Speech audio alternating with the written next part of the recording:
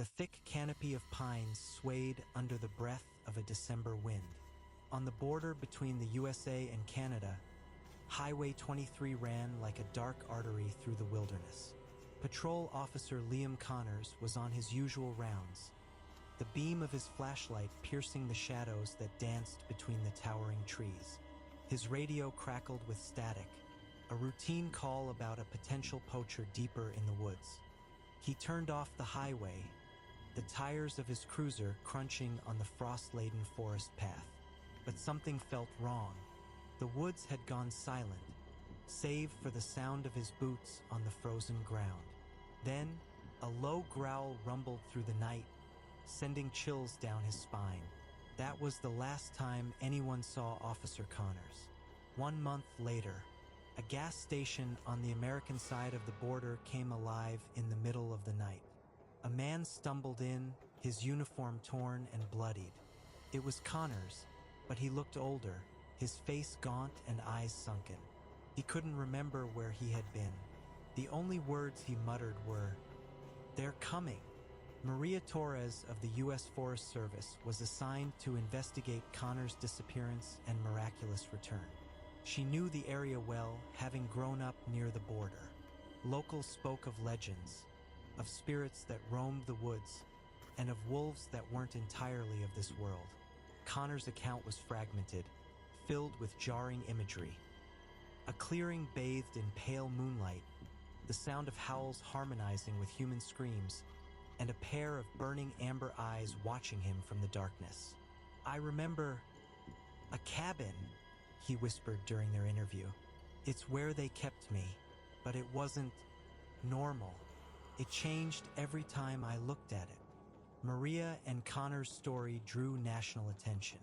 Dr. Evelyn Kessler, a biologist specializing in cryptids, reached out to the team, intrigued by reports of large wolves and strange symbols.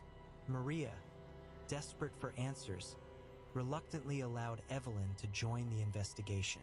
When they met, Evelyn dismissed the local legends, focusing instead on scientific explanations. "Wolves don't behave this way unless driven by something. Disease, hunger, or genetic anomalies," she insisted. Maria found her skepticism frustrating, but Evelyn's expertise seemed indispensable. Connors, however, grew agitated at Evelyn's lack of belief, muttering about things beyond science. Gray Carter appeared at the border outpost as Maria and Evelyn planned their next move. Rugged and confident, Gray offered his services, claiming to know the forest better than anyone and to have survived an encounter with the wolves. "They don't hunt like animals. They corner you, push you where they want you," Gray said. His familiarity with the creatures earned him a spot in the group, but Maria didn't fully trust him. Connors seemed wary, and Evelyn noted Gray avoided direct questions about his past. Unknown to the others, Gray wasn't just hunting the wolves. He was hunting the power behind them. The group trekked deeper into the woods, following fresh tracks. Evelyn discovered strange, geometrical patterns etched in the snow, patterns Connors recognized from the cabin. "They're warnings," he whispered, his voice trembling. Evelyn insisted they were natural formations, but Maria felt uneasy. Gray stayed silent, his eyes lingering on the symbols longer than anyone else's. Later that night, as they camped, Connors heard whispers. Wandering from the fire, he stumbled upon a pair of glowing eyes. Before he could scream, a shadow moved behind him, but instead of attacking, it left a claw-marked branch at his feet. Maria found him in the morning, shaken and clutching the branch. The group finally reached the clearing with the cabin. The structure looked older and more decayed than Connors remembered. Evelyn investigated the markings inside, taking notes and photos, while Gray grew restless, muttering about forces that don't forgive. In the middle of their search, Evelyn uncovered an old, dust-covered journal. The entries detailed rituals performed by a long-gone group to summon the first pack, creatures born of shadows and blood. Connors panicked. "We have to leave. They know we're here." His shouting awakened the woods, and the distant howls began again. The wolves attacked at dusk. The group barely held them off as the beasts circled the cabin. Maria noticed Gray standing apart, seemingly unbothered. She confronted him, and he revealed his true motives. "I've been tracking these things for years, Torres. They're not just beasts. They're the key to something much bigger, and I'm here to take it." Gray pulled a strange talisman from his pocket. It bore the same glowing symbol that marked Connors and Maria. Gray used the talisman to repel the wolves momentarily, but the shadowy figures emerged, their presence intensifying the dread in the air. One stepped forward, addressing Gray. "You seek power, Hunter? You shall have it." The wolves stopped attacking, now watching as Gray approached the figure. Evelyn screamed for him to stop, but Gray stepped into the circle of symbols around the cabin.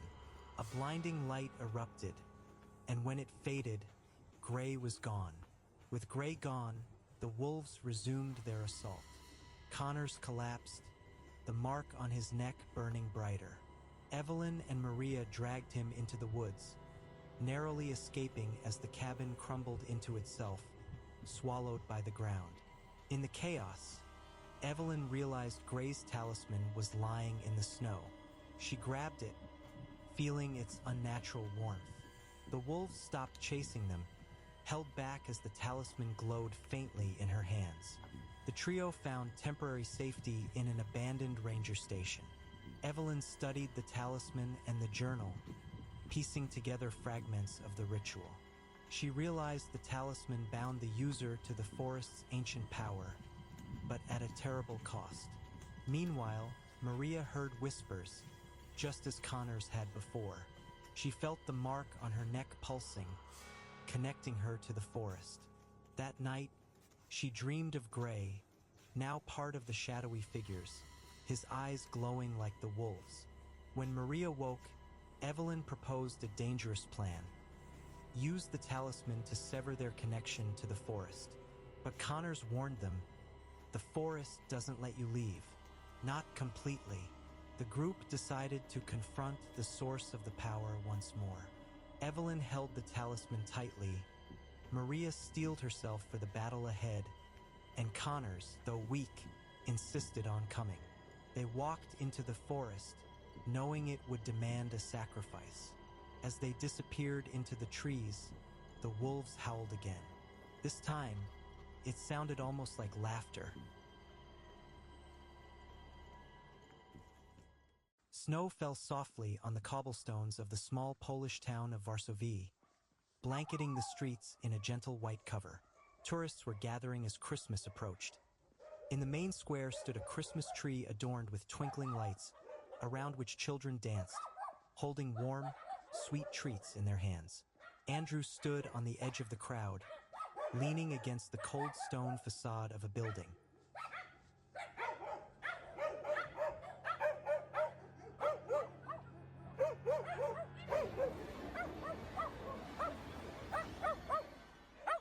His gaze was cautious, and his hand instinctively brushed the pocket of his jacket, where an army knife rested. "Can you relax for just a second?" Kate appeared beside him, holding a cup of steaming tea. She smiled, trying to lighten the mood. "I'm trying," Andrew muttered. "It's just this place. Something feels off about it." Kate simply shook her head. To her, the town was the embodiment of a Christmas fairy tale. Cozy houses, the smell of gingerbread, soft snowflakes falling around them. But Andrew felt an odd tension. He had learned to trust his instincts, which had saved his life more than once. Varsovie had not been chosen by chance. Andrew had heard about it from his grandmother, who mentioned the town in old family stories. She spoke of their ancestors who once lived here and hinted at strange occurrences that always seemed to take place in this area. "Come on, there's a souvenir shop over there. I want to take a look," Kate said, tugging his hand. Inside, the shop smelled of dust and wood. The shelves were lined with old items, books with tattered covers, porcelain figurines, and candlesticks. But Kate's eyes were immediately drawn to a small, intricately carved box. "What a lovely thing. Look, Andrew," she said, picking up the box. The shopkeeper, an elderly woman wearing a scarf, flinched nervously when she saw it. "I don't think you should take that," Andrew muttered. "Why not?" Kate asked, puzzled. "Just don't." His voice was firm, but Kate insisted, and the box was bought. As the old woman rang up the purchase, she muttered something in Polish. Andrew only caught one word: warning. That night, Andrew woke up to the sound of the door closing. The room was empty. Kate was gone. Her belongings were still there: her jacket, her phone, her bag. Andrew rushed to look for her in the hotel, but none of the doors opened. The landlady, Mrs. Marta, just shook her head. "You can't go out after dark." She was taken away. Andrew grabbed the landlady's arm. "Who?" "They. The ones who live beyond the woods." The next day, Andrew went to the police, but was met with mistrust. The officers reluctantly took a statement, but one of them, a young man named Lukash, whispered advice to contact a local journalist, Jan. Jan turned out to be a strange man. In his apartment, littered with papers and old photographs, he told of a cult that had been active in Warsaw for centuries. They worshipped the old gods. Every year at Christmas, people disappear. Tourists. It's their sacrifice, Ian said, eyes sparkling. Andrew didn't believe in mysticism, but Ian's story matched his feelings too closely. The journalist offered to help. He knew where the cult members gathered. The following night, Andrew and Ian set off into the woods on the outskirts of the city. Soon they came to an abandoned village. A light was on in one of the houses. Andrew went in first. Inside was Kate. She sat by the window with a blank stare. Around her neck was a strange symbol scorched with fire. "It's a mark," Ian whispered. "She's not the same anymore." Kate looked at Andrew and whispered, "They'll come for you." Andrew rushed over to Kate and put his arm around her shoulders, trying to shake her awake. "Kate, wake up. Who is they? What have they done to you?" Her gaze came back to life for a moment, but then faded again. "Go away," she said hoarsely, "before it's too late." There was the sound of footsteps outside. Andrew grabbed a knife from his pocket and pointed it at the door. Jan backed into a corner, whispering something about curses and ancient gods. The door slowly opened and a tall man in a black robe with a hood hiding his face appeared on the threshold. His voice was cold and commanding. "You shouldn't have come here," he said. Andrew took a step forward. "I'm taking her away. If anyone tries to stop us, I'll kill them." The man laughed. His laugh was low, rumbling, as if it echoed through the room. "You don't understand anything, sailor. She already belongs to us, and soon you will too." Andrew felt the air in the room grow thick, as if an invisible force was pressing down on him. Kate shrieked and grabbed her head. The symbol on her neck glowed red like a glowing coal. "Ian, do something," Andrew shouted. But the journalist only pressed his hands to his face, muttering a prayer. Andrew wasn't about to give up. He grabbed Kate's hand and dragged her toward the exit. But as soon as they stepped out of the doorway, a whole group of people in robes blocked their way. They held torches, and the same symbols shone on all their faces. "She must stay," said the same hooded man. "Her blood will bring us protection." "I don't give a damn about your rituals," Andrew shouted, raising his knife. Kate, barely on her feet, whispered, "Run. I can't." But Andrew didn't listen. He turned sharply and lunged at the first man with a torch, pushing him aside. The crowd surged, and in the commotion he managed to push Kate toward the woods. "Stay behind me," he shouted, but they didn't make it far. The air became heavy again, and the snow beneath their feet began to melt, as if an invisible heat had appeared beneath them. Strange sounds began to echo around them, like footsteps, voices, whispers coming from everywhere.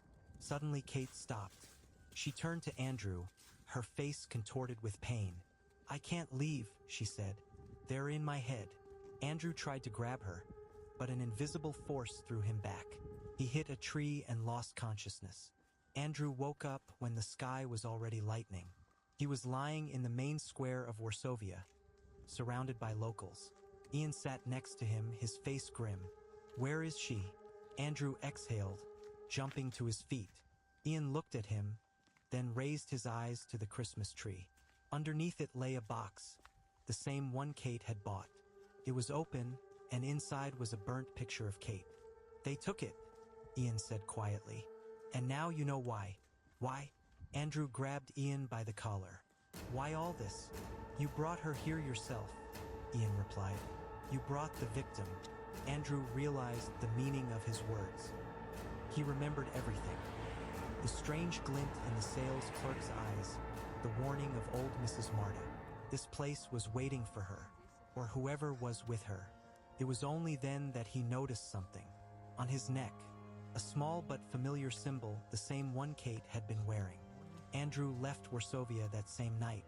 He no longer tried to understand what had happened. But one thing had changed. He had the box now. Every night he heard something inside whispering his name. He knew he would have to go back someday. Thomas Henley loved the thrill of the hunt. Weekends were for wandering the dense forests outside his town, metal detector in hand, uncovering relics buried by time. The woods felt alive to him, not in the sinister way locals whispered about, but vibrant, as though each tree and shadow held stories just waiting to be told. His discoveries were small joys, old coins, rusted buckles, bits of chain, but they gave him a sense of connection to the past. On one foggy afternoon, Thomas ventured deeper into Grey Hollow woods than he ever had before. His metal detector's chirping broke the forest's eerie silence, growing louder until it hit a feverish tone. Excited, Thomas dropped to his knees and began to dig. The soil was damp and loose, and after a few moments, his fingers closed around a cold, metallic object. Brushing away the dirt, he found a locket. It was beautiful, ornate, and heavy in his hand. Its surface was etched with strange runes, and when he clicked it open, there was a photograph inside. A sepia-toned image of a young girl. Her expression was somber, her eyes vivid and haunting despite the age of the picture. Something about her gaze made him shiver, but he shook it off. Another treasure for the collection. That night, Thomas couldn't sleep. The locket sat on his bedside table, its dull sheen catching the moonlight. Each time he glanced at it, he felt as if the girl's face had shifted slightly, her eyes following him. When he finally drifted off, his dreams were filled with shadows and whispers, and the faint sound of a child's laughter. A voice, soft, sweet, and chilling, called his name from the darkness. Morning brought no relief. He discovered a strange mark on his chest where the locket had rested. It looked like a faint tattoo, a circle with spiraling runes branching outward. He tried to scrub it away, but the mark was stubborn, as if it were etched into his skin. He considered seeing a doctor but decided against it. Instead, he returned to the woods, compelled by something he couldn't explain. The fog was thicker this time, the air colder. He felt an inexplicable pull, guiding him to a clearing where a crumbling stone well stood. The locket grew warm in his pocket, and as he approached the well, the air thickened, pressing against his chest. A whisper rose from its depths. "Come find me," the voice called, familiar and sweet, yet wrong. A shadow darted between the trees. Then another. Thomas spun around, heart pounding. Something was out there. As the shadows closed in, a figure emerged. A man in a hooded robe, his frame skeletal, his arms covered in glowing tattoos. The figure raised a hand, and the shadows surged forward like a tidal wave. Thomas ran. The forest closed in around him, branches clawing at his face and clothes. The whispers turned to growls, disembodied voices calling his name, mocking and taunting him. His lungs burned as he sprinted, directionless and panicked. Bursting into a clearing, He stumbled into the path of a sheriff's flashlight. Relief flooded him as the officer, a gruff older man, stepped forward. "You all right, son?" he asked, his voice calm despite Thomas's wild appearance. "Something's chasing me," Thomas gasped. "Something not human."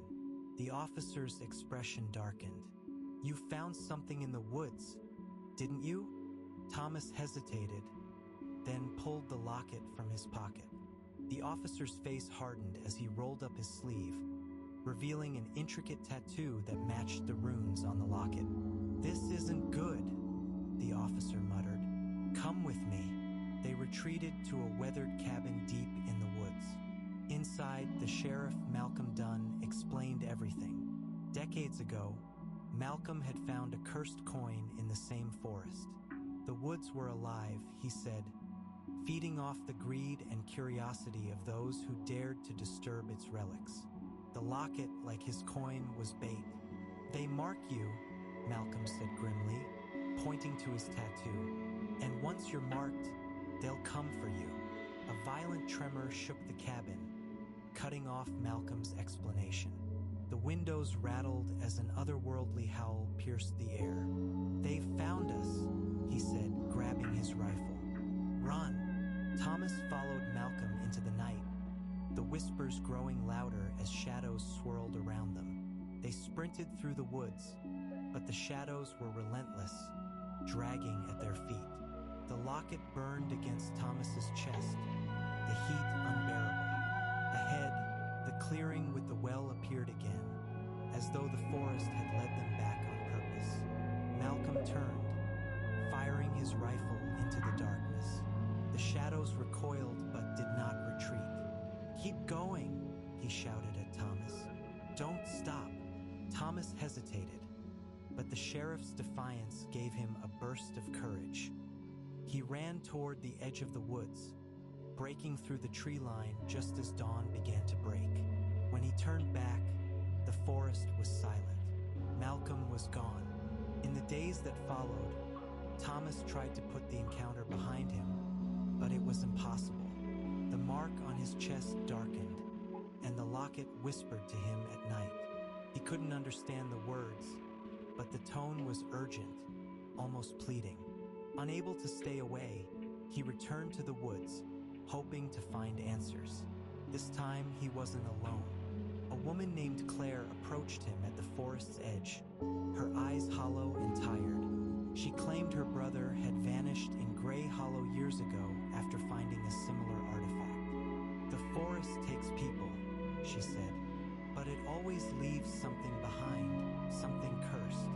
Thomas and Claire formed an uneasy alliance, venturing into the woods together. They met another stranger, a wiry man named Ethan, who claimed to be searching for his missing wife. Together, they pieced together a pattern. The forest seemed to target those with unresolved guilt or loss, luring them with the promise of answers and then consuming them. As the trio delved deeper, the forest grew stranger. The air buzzed with static, the ground shifted beneath their feet, and the trees seemed to whisper secrets they couldn't understand. They found symbols carved into the bark, runes like the ones on the locket and Malcolm's tattoos. The symbols seemed to pulse, as if alive. One night, they camped near the well, taking turns keeping watch. During Thomas's shift, he noticed a faint light in the distance. He woke the others, and they followed the glow to a clearing where they found a woman standing motionless. Her eyes were closed, and her lips moved silently. She was Eleanor. Before they could approach, the ground beneath her feet split open, and she disappeared into the darkness. The well roared to life, spewing shadows that coalesced into forms, spectral, skeletal creatures that lunged at them. The chase was brutal. Ethan fell first, dragged screaming into the shadows. Claire and Thomas fought to stay ahead, but the whispers grew louder, promising safety if they just stopped running. Claire hesitated for a moment too long and was consumed. Thomas stumbled into the clearing where it had all begun. The well loomed before him, pulsing with energy. The locket burned in his hand, and the girl's voice spoke clearly for the first time. "Set me free." Driven by desperation, Thomas hurled the locket into the well. For a moment, the forest went silent. Then a deafening roar erupted, and the well collapsed in on itself, dragging the surrounding trees and shadows with it. Thomas fell to the ground, unconscious. He woke at the edge of the woods, the morning sun breaking through the fog. The locket was gone, but the mark on his chest remained. He walked home, hoping the nightmare was over, but in the quiet of his apartment, a faint whisper called his name. He turned to find another object on his table, an old key etched with the same runes. The forest wasn't done with him, and deep in Grey Hollow, the well began to rebuild itself.